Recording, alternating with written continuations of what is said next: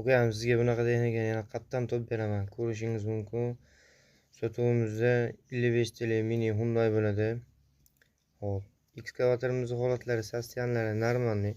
Motor qismi, gidravlika qismi, ходовой частьlarini umuman ishlar yo'q. Texnika ishlab turgan. Strelada umuman daz degan narsa yo'q. Ko'rishingiz mumkin.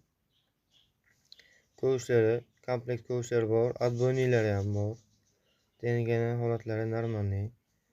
Ishlab turgan texnika, ramalari ham quruq turibdi.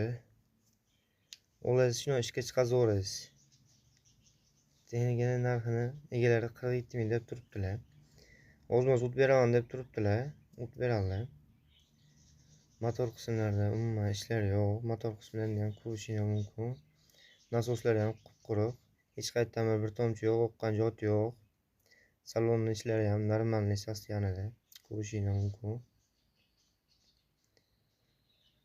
Ishlagan matachasi 20.600, yil 2015-yil. Qiziqqanlar bo'lsa aloqaga chiqaverasizlar. Dastur bilan qoldirib qo'yamiz. Salon ichlari ham normalniy sostoyanida turibdi. Xarobasiz ketmagan.